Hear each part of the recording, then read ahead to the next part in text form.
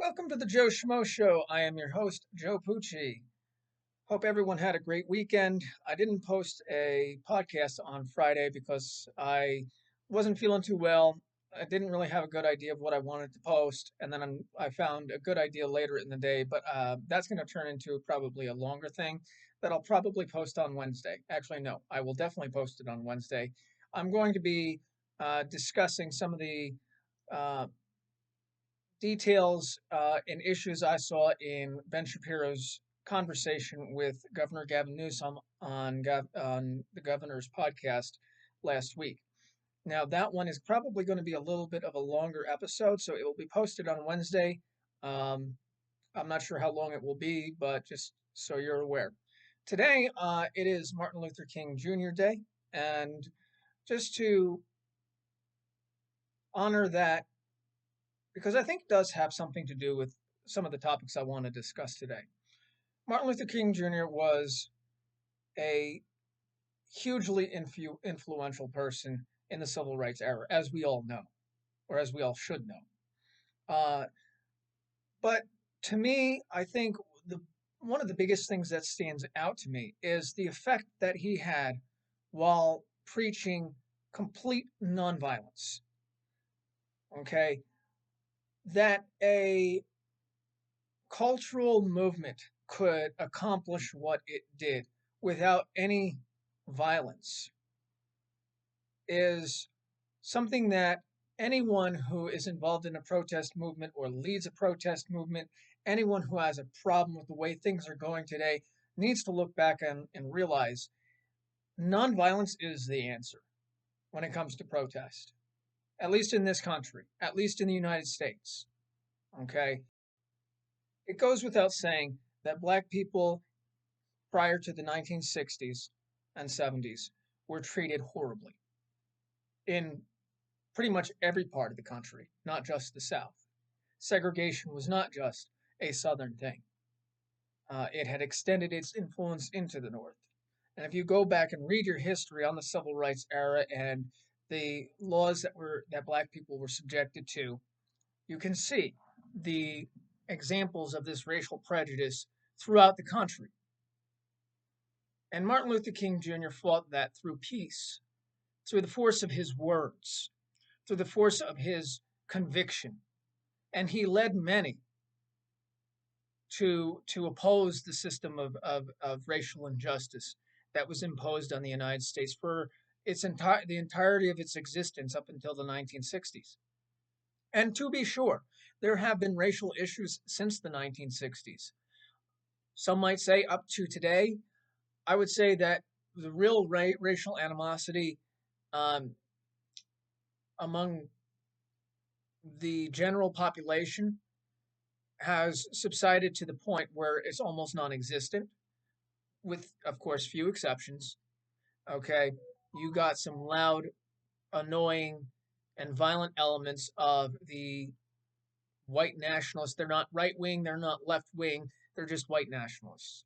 Don't get caught up in this notion that they're somehow right wing, because they're not. Uh, you can have you can have left wing racial bigots, and there are left wing white supremacists. In fact, a lot of white supremacy is based on uh, a kinship with socialism to some extent, kinship with Marxism, and that sort of nasty ideology. So, anyway, I'm getting off topic, but when it comes to protest, nonviolence is the answer. And that goes for conservatives, that goes for liberals, that goes for progressives, whatever you want to call yourself. If you're involved in a protest movement, the best bet is to stay nonviolent. That being said, over the weekend, we saw an example of something that really creeps me out. Um, there was an protest against ICE at a church, um, where I'm not exactly sure how this came to happen, but there were a decent sized group of people shouting slogans and all sorts of stuff while a minister was trying to give his sermon and disrupted the service entirely. Why they did that, I'm not sure. But the very fact that they would disrupt a religious service is first of all, extremely disrespectful. And second of all, puts a lot of people on edge because speaking of nonviolence, you see how some of these ICE protesters have been very violent. Okay, and I'm not talking about Renee Good. I'll get there in a moment, but um, you've seen attacks, like literal attacks on ICE by protesters. You've seen people being violent at these rallies or trying to commit acts of violence or harassing and assaulting federal officers, whether they're ICE or not. So I'm just going to tell anyone that has any uh, desire to disrupt a religious service, if you ever come to my church and start doing that shit, I'm going to be on edge already because I don't trust you guys to be peaceful. I don't trust you guys at all. And if you want to F around, you're going to find out. Trust me. If I'm there, that's exactly what's going to happen. Anyway, that aside, I wanted to cover um, some things that I saw through a CBS poll. Now, this is not going to be boring and nerdy, kind of looking at polls and reporting numbers and figures. I want to express what I feel about these polling numbers. So the first thing I want to go through is just a quick disclaimer about polling. Polling does Political polling is done through samples, and the samples take a small, very small proportion of the population, sometimes hundreds, sometimes thousands. Very rarely do you see a large polling that does tens of thousands or more. So this new CBS poll that came out was a sample size of about 2,500 people. Okay, fine. Now, when we look at the differentiation among the groups within this polling, I was actually surprised to find out that the polling slightly oversampled Republicans, 663 Democrats to 741 Republicans, while the independent size was 887. That, besides the dichotomy between the Republicans and Democrats, they should generally be even when it comes to a national poll, because it's generally like 30% Democrat, 30% Republican, and 40% independents, by and large. Obviously, state by state, that's different. But so I was interested that they seem to oversample Republicans here. Now, the polling was done based on just straight adults, or just adults, which means not necessarily registered voters, not necessarily likely voters. These are two indicators that you see closer to elections that determine whether the polling is more valid than others. When you're polling just adults, you're polling a lot of people that end up not even voting or don't even care about an issue. Like some of you that may even watch this video for a few seconds or minutes. I'm sure some of you really don't care about politics too much, and I get that. But that's also included in these numbers, which goes to say that their results are not necessarily going to be in line with those that are more politically minded or those that actually just interact with the political system as much as uh, you know, uh, as most people. Well, not most people, but a lot of people do. Um, so keep that in mind when I'm talking about these numbers and figures. But this poll was interesting because, oh boy, does it look like I have a lot of work to do in this podcast. Not to mention get expanding my reach, but given what the the sentiment out there is, there's a lot of things that just are contradictory or don't make sense, or people obviously aren't thinking completely clearly. And I'm not trying to uh, to insult anyone. I mean, I'm definitely more politically minded than the average American. I get that, and I take a personal interest in this stuff. Most people don't. I get that, but I would like people to actually start thinking more rationally and reasonably, and with less emotion when it comes to these issues. And by the way, with less respect for party identification. I don't care if you're a Republican. I don't care if you're a Democrat. When something goes right and a Republican is in office, at least can we reasonably admit that? Or the other way, if something goes right with a Democrat because a Democrat's in office, a Democrat does something right, can we at least admit that that was right? I'll give you one example. When President Obama, I don't remember the year this happened, took out Anwar al-Awlaki. I forget where he was. He was not in the United States. By drone strike. Anwar al-Awlaki was an American citizen. I believe he was a resident of Colorado. He had gone to fight overseas for Al Qaeda. Okay, and Obama made the decision to fire a missile from a drone and take him out. Guess what? I agree with that.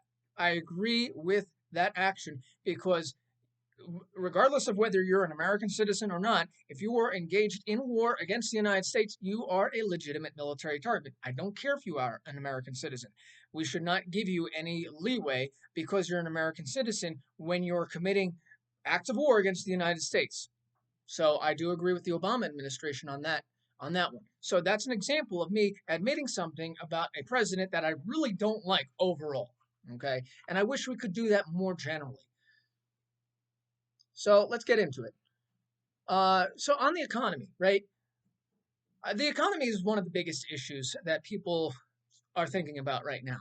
Okay, the numbers on the economy through the poll suggest that 55% believe the economy is slowing or heading to a recession. Okay, this is an example of a little bit of a complicated situation. On the one hand, people know their own economic situations. If you're struggling to pay for groceries and rent and everything else that you have to pay for, yeah, you're going to see the economy is not doing too hot. Okay. On the other hand, there's the overall fact that the economy is growing at a above 4% annualized GDP. Okay, which is really good. 4% is really good. Now, the overall number for 2025 is about 2%, but that is because that includes the last quarter. And I don't know why they do this. The economic calendars are weird. The first quarter of let's say this, the first quarter of 2026 is September through December of 2025. I don't know why they do that. It's very strange to me, but it's true. So the first and second quarter of 2025 going back into the I'm sorry, not the the Biden administration. I mean, what's the difference, right? The Biden administration, we had negative growth. Okay, we were headed towards probably a recession if the Biden economic policies continued, and Trump inherited that among many other things related to the economy as a result. And that's why the overall 2025 numbers are lower than the 4%. They're around 2%. But they're at 2% because of the annualized 4% growth in the last two quarters that countered that terrible economic situation we were in when Trump came to office. So this is my problem. Yes, I know, and I personally have experienced the difficulty with finances when it comes to groceries and things that you need to survive. Okay, I get that. But first of all, the economy does not turn around on a dime. It doesn't. President Trump has actually done a very good job of trying to improve the economy in the first year of his administration. And we are on track to get to a very stable economy, a very good growing economy, if his policies continue and the economy continues to chug along as it has been in the last half of his first year as president, first year of his second term as president. So this is the dichotomy between, like, I get why people are saying I don't approve of what Trump is doing because I'm still suffering. Okay, well, I get that, but you can't blame Trump alone for the the economic situation that you still face. Now, here's the thing. Yeah, you're going to say, well, at some point you need to, the president needs to stop blaming his predecessor. Okay, well, inflation is still a problem. Inflation, again, doesn't turn around like that. So there are, Trump has been lambasting the Fed for not lowering rates quick enough. I have no real opinion on that per se because I don't know enough about the Fed and interest rates to say anything, but the base interest rate is not going to reduce inflation. And in fact, I believe, if I'm not mistaken, lowering inflation, lowering interest rates does not actually improve, meaning lowering inflation rates. What does lower inflation rates is reduced government spending, uh, reduced social welfare programs, pumping money into. Let's take Obamacare for example. You know, your health insurance premiums and that sort of thing. A lot of that increase is a direct result of the government intervention caused by the Obamacare law. Okay, not to mention all the other problems along with Obamacare. But yes, so the inflation rate is a problem that is going to slowly come down over time, and it is something we're going to have to deal with for probably the next year or so as it declines, as long as things don't go horribly wrong again, like a pandemic or a war or anything like that. Um, and I'll get into some of the notions about warfare here in a moment. So I'm not going to complain too much about this number of 55% believing the economy is slowing or headed towards recession. It is definitely not the case. And people use their personal perceptions, which are valid in this instance to some degree, to influence their perception of the overall economy. I would be very careful when considering the economy from this perspective, and do what you can to improve your own economic situation, because as the economy is improving, there is more opportunity out there for you, and that will only increase as long as we continue with the Trump economic policies in large measure. Tariffs actually have not hurt the economy. Surprisingly enough, I thought they might hurt it a little bit. Apparently, tariffs haven't really hurt the economy at all. Okay, that's something to consider as well. All right.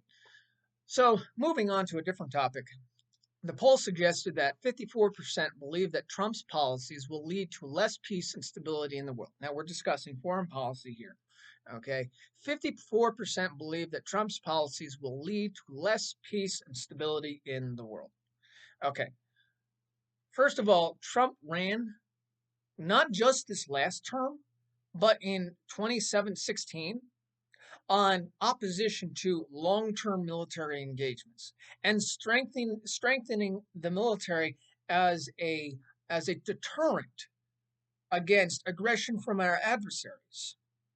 He has negotiated 7 or 8 ceasefires and peace agreements, 1 or 2 of which have not held through, but still he has negotiated. I mean, one of the big ones that you look at is Azerbaijan and Armenia. Those two have been in conflict with each other for decades. Okay. And frankly, they're opening up trade relations right now at this point. The diplomatic relations. It's amazing. That's incredible. All right. I'm part Armenian by heritage. My great grandmother came over to this country because of the Armenian Holocaust perpetrated by the Ottoman Empire, now the Turkish people, back in the at the end of World War One, which in part explains later on. You'll probably understand this more fully, but I do not like Turkey and I do not like Erdogan. But that is a tangent. I won't go down there. But anyway, I did lose my train of thought there for a moment. But yeah, Armenia and Azerbaijan are two countries where that peace has seems to hold so far. There are others, and the Gaza uh, peace process is going forward. He just recently announced the formation of the Board of Peace. Whether that is going to amount to anything, we'll find out. I don't have hopes that Hamas is going to willingly lay down his arms. That's a different story.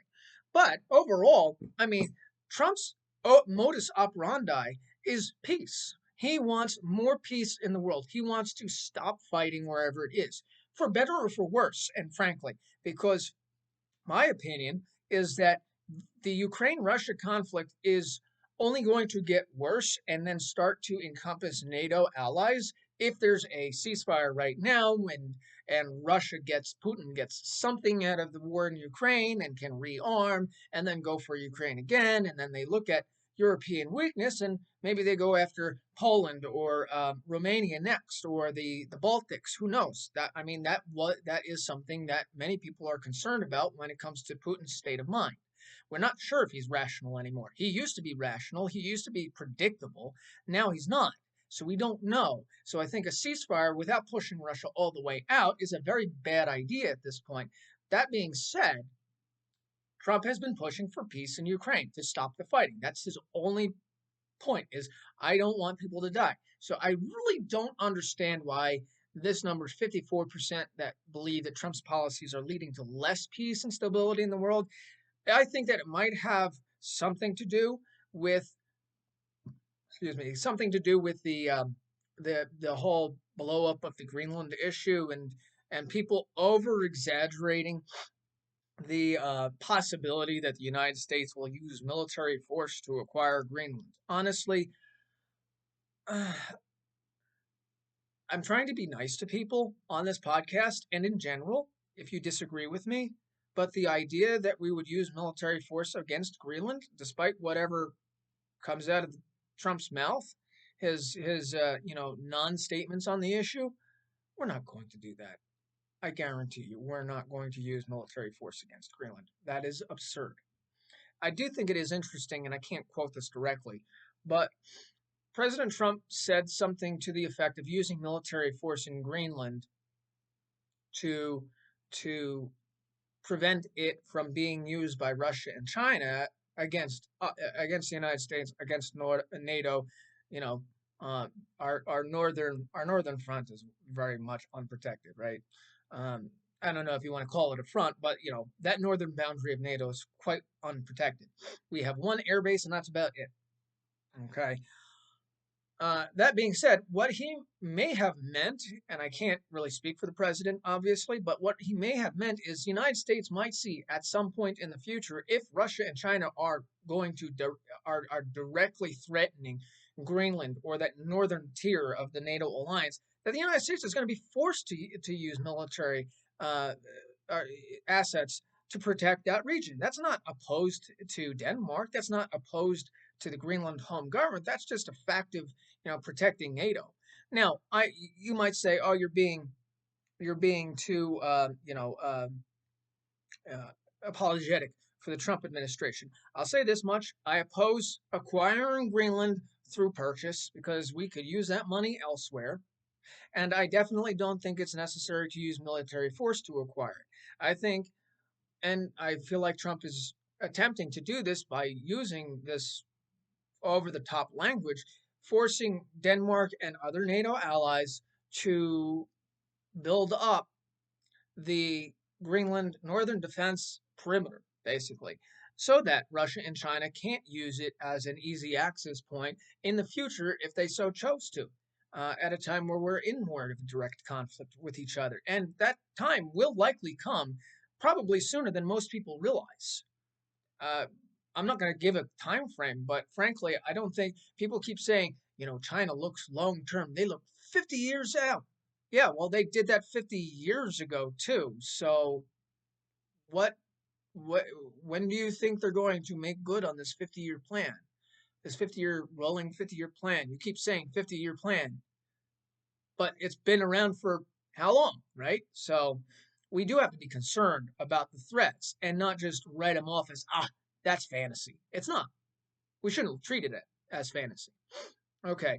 Anyway, coming back to this 58% disapprove of Trump's handling of Iran, while 67% oppose military action against Iran. Along with that, 67%, I guess the same 67%, believe that action against Iran would involve a long and costly conflict. Here comes the Iraq-Afghanistan syndrome again. These long and costly conflicts that everyone does not like. Okay, well, I'm not going to get into too much detail about Iraq and Afghanistan right now. We can debate that history at another time, and I likely will. And if anyone would like to comment on that future video or in this video on anything I say, please do. I want engagement. I want you to engage with me. But anyway, it clearly is not going to involve a long and costly conflict in Iran. Trump is diametrically opposed to long and costly conflicts like Iraq, like Afghanistan. Okay, it's just not going to happen. You saw in Venezuela what he did to avoid long and costly conflicts. It take out a leader. Now, whether action happens against Iran, I believe it will at some point. Um, but regardless of my, opinion on that, my prognostication on that, it certainly isn't going to be a long and costly conflict. The only way it would be is if the United States decides to send ground forces into Iran to promote its stability and rebuild the country, which, by the way, it does not need our help rebuilding because the Iranian people have a history of democracy, has a history of thriving, and all they need to do is get rid of what exists there now, and that is the theocracy. That is the regime as it stands with Ayatollah Khamenei as its head. Okay, that's the only thing that needs to happen. Well, I mean, there's plenty of things that need to happen, but toppling him and destroying the IRGC would immediately put the Iranian people on a path to prosperity because then they may have a good interim figure to lead them until all secure, verified elections can be had, and so forth and so on. But that is not going to require the United States to have tens of thousands or hundreds of thousands of United States military personnel on the ground. It's just not going to happen. Okay. So I think those 67% that believe this, and I'm not faulting you for this, don't really know what they're talking about. Okay. Do I know what I'm talking about? I know what I'm talking about more than a lot of people do. I don't want to sound arrogant or annoying, but frankly, yes, I know more than what probably the majority of Americans know about international conflict, about Iran, whatever, because most people just don't care. So it's not hard to know more. Now, here's the big one: immigration. 61% believe ICE is too tough. Okay. 52% believe that they're less safe as a result of ICE operations. Hmm. Um, I have a note here. It says, interestingly, those who believe that illegal immigrants, oh, yeah, that's right. And even though that 61% believe ICE is too tough, and 52% believe that they're somehow less safe because we're actually getting illegal, I hate that phrase, getting illegal immigrants who have committed heinous crimes off the streets, and along with that, others in the way, off the streets and back to their home countries, somehow is a bad thing and makes us less safe. I don't really understand that. Here's the deal. Here's the deal. People might think that they're less safe because of ICE because they think they might get shot by ICE. Well, I'll tell you right now, you respect any police officer, regardless of whether it's ICE, your local sheriff's deputy, your local police department. I don't care. Give them respect. They're in a position of authority, and they are in that position of authority legitimately so. Do what they ask. Do what they tell you. Don't be an idiot. Okay. When you get pulled over, it's just common sense. Keep your hands on the wheel. Keep them where they're at, because it's common sense. Because a police officer coming up on the side and you're rummaging around something, he does not know whether you're going for a gun or a knife or something. And frankly, because that happens a less than infrequent as you may think number of times, that is constantly on a police officer's mind is the potential threats around them. That's true about ICE. If you get involved with police at any point for any reason, just give them respect, follow what they tell you to do, and you'll generally, I mean, if it's a traffic stop, generally be on your merry way. If you have committed a crime, there is no point in you making a scene, because it's just going to make it worse for you, because you can get an eluding charge, you can get an assault charge on top of whatever else you've done. So the best bet for you is to treat them respect, do what they tell you, and most times go on your merry way. You don't need to start screaming at them or harassing them or even assaulting them, because that ends up getting you into trouble. And sometimes that trouble means getting shot, because that's what they're trained to do for good reason. So don't do it. Okay? ICE is not making us less safe.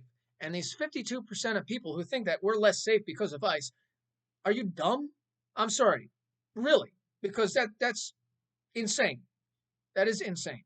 What we are less safe of as a result of, and I'm not even going to say less safe, because I mean, the number of illegal immigrants who have committed heinous crimes that are now off the streets as a result of Donald Trump's policies greatly outweighs the possibility of being harmed by these radical protesters. But even so, if there is anything that is of greater harm, it is being harassed and assaulted and possibly worse by these protesters who are radical leftists complaining about ICE doing its job. They obviously don't care about American sovereignty, and they obviously don't care about sometimes their own side committing acts of violence, really terrorism in some cases, against ICE. 42% believe protests against ICE haven't gone far enough. Okay, well, like I just said, some of these protests have devolved into violence. So, frankly, I question what those 42% think is actually going far enough, because that sounds a little bit scary. Because these protests are already a little bit insane. All right.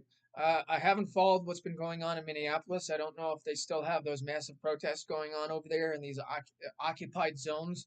The road that Renee Good was killed on turned into one sort of these uh, police free zones that we saw during back in 2020 with Chop Chaz in Seattle and Portland and all the rest. It was crazy. And so that sort of stuff is insane. And if you think that they need to go further, I question what you mean, and I question whether you're a threat to commit violence yourself. Because, I mean, how much farther can you go without committing violence? Because they already have a lot of some of them, not all of them, obviously, but a lot of them have. So now here's oh no, one more thing before I get to the very interesting thing. Equal numbers say they have seen multiple videos of the ICE shooting, um, with those that say they haven't seen any or met much at all. And apparently 54% still think that the shooting was unjustified. I'm sorry, you think the shooting was unjustified, then you clearly have not been in front of a moving vehicle that you are not sure whether that driver intends or not to run you over, because that is exactly what happened. And I will repeat, he obviously did get hit by the vehicle, not enough to throw him to the ground or anything, but that was a very dangerous situation. That is a very dangerous situation for Renee Good to have put him in, and he responded accordingly, according to his training. And frankly, no one should be saying this was an unjustified shooting, because in a split second moment like that, he relied on his training and did what he was supposed to do. And unfortunately, this means that a woman ended up getting killed. But it is not murder, it's not manslaughter. He was doing his job, and unfortunately, she put herself in that position. One of the most interesting numbers I've seen on this is that even with all of what I just said, right, um, the numbers of people that believe that illegal immigrants should get kicked out of the country or never have citizenship are 8 points higher than those who think that illegal immigrants should at some point get citizenship. Fascinating. Even in this poll, which I don't really have much, uh, you know, faith in. I don't really care for this particular poll very much, but um, it is interesting to see that 8% more Americans don't want illegal immigrants to become citizens. All right, they either want them kicked out of the country, or a smaller degree actually um, have the opinion that I have when it comes to my policy proposal that I suggested, where they can stay in the country but without citizenship. Okay, uh, so it's interesting that you have that majority, clear majority, that wants them out of the country or doesn't want them having citizenship, and yet you have these numbers that say that ICE is going too far, we're less safe, and so forth and so on. which I think it goes to show that you believe something, right? And the media isn't going to change your perception of whether the illegal immigrants should have citizenship or should stay in this country.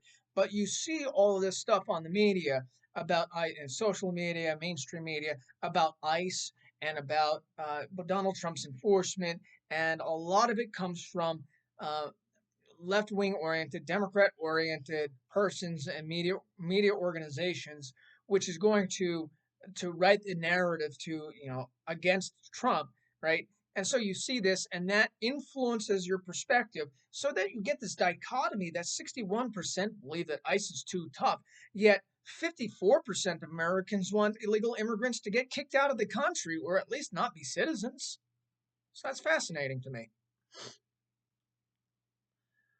Uh, as far as Democrat versus Republicans, um, Democrats are underwater, meaning they are less trusted on this issue by 6% against Republicans on the economy, but 25% don't trust either one. Okay, fair enough. On immigration, Democrats are underwater by 10%, meaning that people trust Republicans 10% more people trust Republicans on immigration than they trust Democrats. But again, 20% don't trust either Democrats or Republicans on the immigration issue. Fair enough. Now, as far as sample demographics, I already mentioned that Republicans are slightly over sampled in this poll. Okay, but here's the deal: with the independent figure, you have 887%. Sorry, almost did a Trump thing with percents. 887 independents, of which 69% disapprove of the president's job performance. What that tells me is that this poll is likely including among independents those independents who are quite left of center, okay, quite aligned with the Democratic Party or worse, right? Um, and this is one of the issues I have with some polling is that when you do these samples and you sample for independents, independent doesn't tell you anything about ideology. Because if you're just looking for independence, you could end up wrongfully having like 60% of them rabid AOC loving leftists and 40% being, somewhere, the Chuck Schumer, Nancy Pelosi side of the Democratic Party. Now, obviously, that's an unlikely scenario, but they're independents. They're not registered Democrats, but they align Democrat. Okay. So I question that figure. I question how many of those independents are really like middle of the road independents, right? Excuse me. Um, Again, going to my point, 1,550 of the respondents were Democrats or independents combined, of which, I'm sorry, not of which, and 1,400 of the 2,515 are liberal or moderate. Okay, so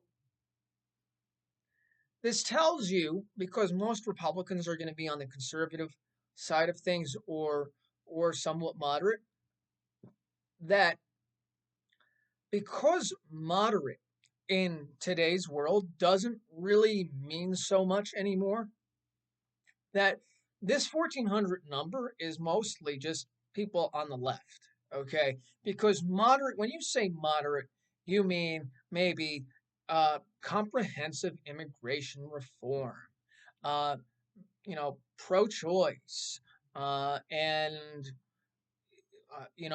I don't know where you might stand on the trans issue when it comes to being a moderate. Maybe you believe that trans kids should have hormones when they're children, but you don't want biological males playing in biological female sports. That's not a moderate position. Okay, that the sports issue is a common sense one. It's not really a right versus left issue, or at least it shouldn't be. But whenever someone supports the transgender hormone stuff and believes that stuff is legitimate, that they're definitely on the left, right? So, but you might be more economically conservative. You don't want the government spending so much money. Okay, that's not really a moderate. That's just a libertarian. Okay, that's more libertarian. And libertarians certainly aren't like moderate. Moderate is like when you come to a discussion on a position and you look at both sides and say that both sides have a point. Okay, that's not the case with the things that I just discussed. That's not the case with the transgender issue. That's not the case with the abortion issue. That's not the case with the comprehensive immigration reform, which just basically means amnesty. Because obviously, not going to get into that. With comprehensive immigration reform, there is no enforcement, and it just allows illegal immigrants to gain citizenship. That's why it's amnesty. But anyway, so I have a problem with this whole so-called moderate position. And as far as this polling goes, I do think America is quite split between conservative, right-leaning individuals and the left-leaning individuals. I think, as we have seen over the last 10 years, the left has moved so far to the one side. And don't tell me I'm wrong, because I'm not, because I've witnessed this. The Republican Party today, under Donald Trump, is less conservative than the Republican Party under President Bush in 2001 through 2009. Less conservative. It's one of the problems I have with it. That's why I'm not MAGA, I'm MAGA aligned. Like, I voted for Trump 3 times, but I voted for Ted Cruz in the first primary. Okay? That's what I'm talking about. Clearly the left has moved so far to the left, and those moderates moved to the left too. So they're here, okay, and the left is over here, and Republicans are kind of like, somewhere around here, minus the other voices that aren't even over here. They're just like, I'm not even going to mention names because I despise these individuals. But you know who I'm talking about. The ones who want to uh, capitalize on MAGA and make it their own thing when they're just parasites on the discussion. Anyway, so I think this polling shows that Americans have a lot of work to do in trying to understand issues, get away from the garbage that they see on the media, and do their own, understand it to whatever extent they can for themselves, so that they don't rely on things like MSNBC, MSN Now, CBS, and ABC, and instead more rely on, okay, what's actually happening? What are the statistics on this? Uh, what examples can you show me about X, Y, and Z? And going into detail for themselves, not just hearing something from MSNBC saying Renee Good was murdered and believing Renee Good was murdered, and then seeing the footage and saying, yep, she was murdered, even though the footage, clearly shows what it clearly shows. I appreciate you listening to me today. I know today I've been a little bit more hyper than I have been in the past. I thought this was a very interesting topic. Hopefully, some of you found it interesting as well. If you would like to comment, like, or subscribe to my channel, please do. All right, I am trying to grow my audience. Any help in that would be great. I think what I have to say is interesting. I know the visuals aren't great.